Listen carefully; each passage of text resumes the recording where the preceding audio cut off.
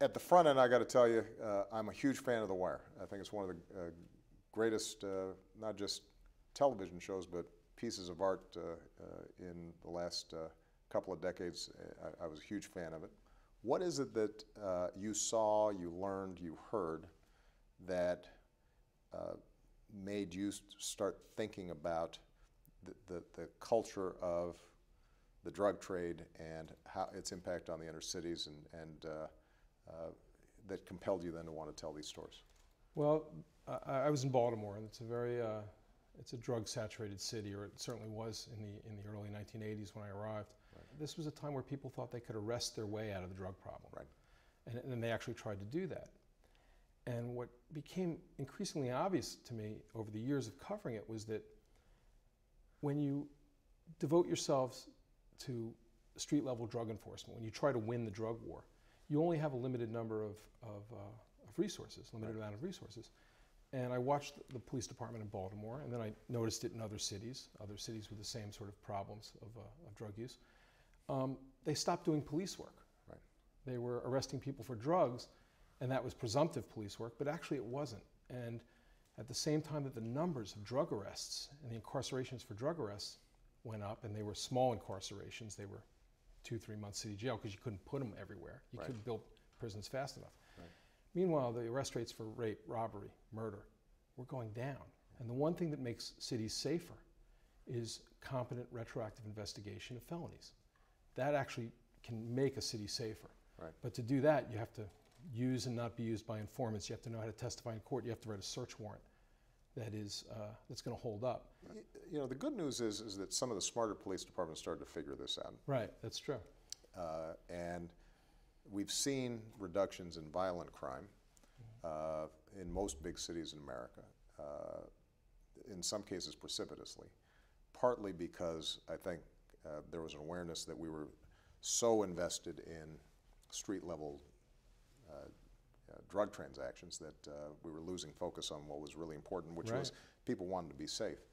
On the other hand, what we know is that a consequence of that was this massive trend towards incarceration, even of nonviolent drug offenders. And I saw this during the period that you were mm-hmm. reporting and then you know, starting to write for television. I saw this from the perspective of a state legislator, this just explosion of incarcerations, disproportionately African American and Latino. Yep. And the challenge, which you depict in your show, is folks go in at great expense to the state, many times trained to become more hardened criminals while in prison, come out and are basically unemployable. Right. And end up looping back in. Permanently a part of the other America. Exactly. They can't be pulled back. Nobody incarcerates their population at this level. Right. And to look at it, when I came in as a police reporter, the federal prison population was about 34% violent offenders. Yeah. When I left as a police reporter 13 years later, it was about 7%. Right. So these were less violent people getting longer sentences. Of course, there was the elimination of parole and good time, and all you had was good time. And so people were staying in. Right. And you're absolutely right. They come back out completely tarred. They can't vote. They can't participate in their community. They've lost track of families. Families have been destroyed. Communities have been upended. And if it was this draconian and it worked, then maybe we could have a discussion that said what we're doing is working. Yeah, it's terrible and we're losing a lot of humanity, but hey, it's working. Yeah. But it doesn't work. It's right. draconian and it doesn't work. I've been looking at, because it's part of the fallout of what you described, as the economy is recovering, unemployment's coming down drastically. But one of the puzzles we have is we still have low participation rates right. Among the population in the aggregate. But when you break down why people are not getting back in the labor force even as jobs are being created, a big chunk of that is the young male population with a felony history. With felony histories. Yeah. And so now where we have the opportunity to give them a pathway towards a responsible life, they're foreclosed, and that's counterproductive. The guy who was the model for the character Omar Yeah. In The Wire. It was a real guy named Donnie Anders. I never thought I'd be saying his name in the White House, but he's a guy who lived the life on the street. Yeah. He spent years robbing drug dealers. He lived hard. Yeah. And he eventually caught a 17-year bit, and he deserved it. But he went in, he wasn't caught. He actually went in on conscience because it finally got to him. Yeah. And he did everything that the prosecutors wanted him to do. And he came out 17 years later, and all he wanted to do was give back Right. to West Baltimore. He had taken so much, and he'd been in for 17 years. He just wanted to address himself to the disaster. Yeah. And on paper, that man, he's an extraordinary man. He was one of the most amazing people I met in my life. On paper, he was a convicted felon and a convicted murderer, and there was nothing that could get him from that extremity. Yeah. You know, multiply that by hundreds of thousands of lives that have been disconnected and have no way to channel back into. Yeah. It's Well, and part of what Omar's, by the way, my favorite character. that was the on part my I was favorite worried show. about that when you said it. But It's, but you know, part of what your show depicted, though, is also that there's a generational element to this, right? So you got entire generations of men being locked up, which means entire generations of boys growing up either without a father, or if they see their dad, they're seeing him in prison.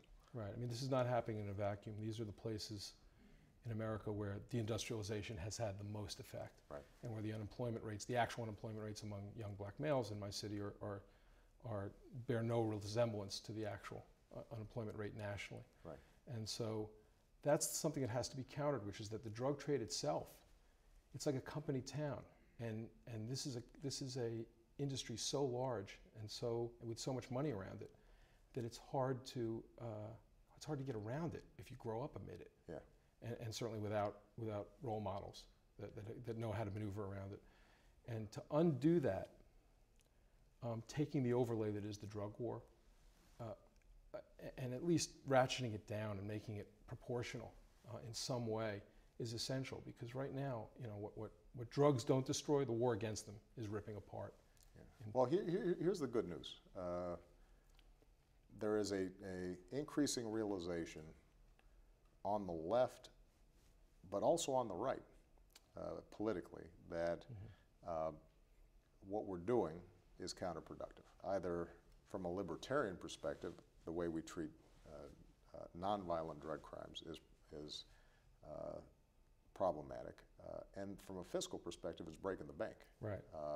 That you end up spending so much more on prison than you would with these kids being in school or even going to college.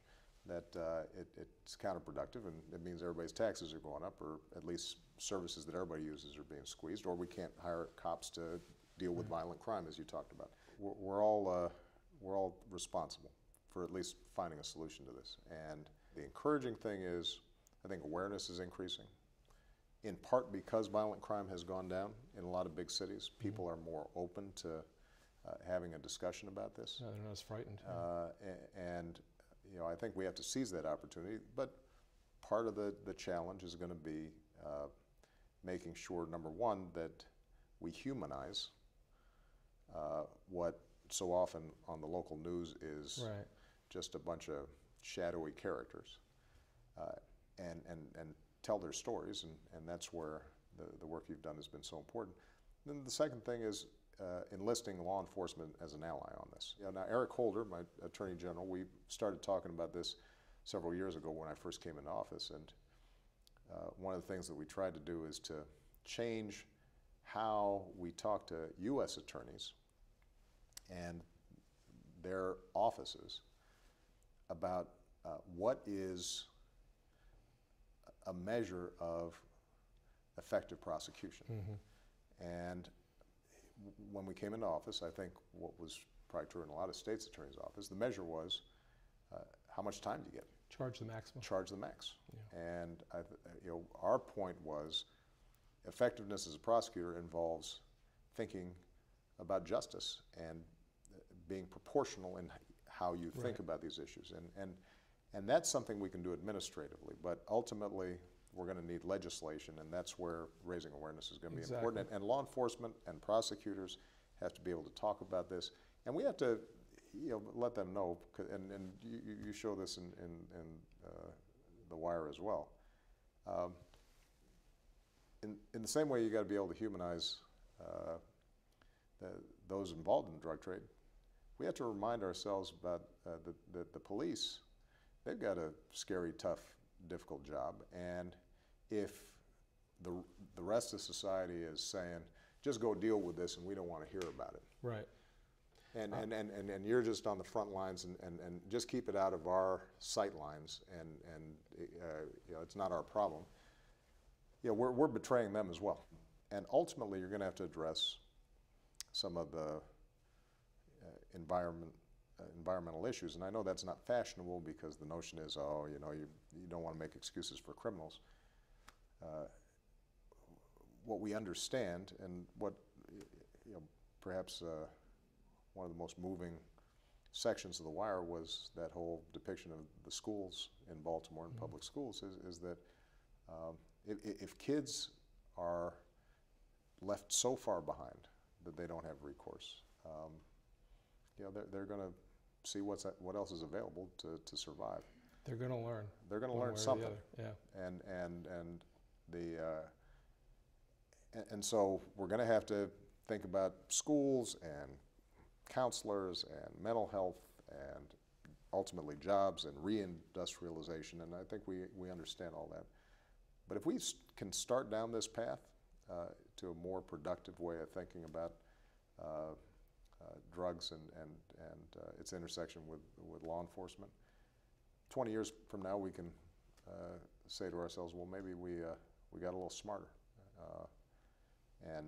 We didn't get here overnight. We're not going to get out of it overnight. But the fact that we've got people talking about it in a smarter way, gets me a little encouraged. From your mouth to God's ear. Yeah, I enjoyed it. Thank you very much. Thank you.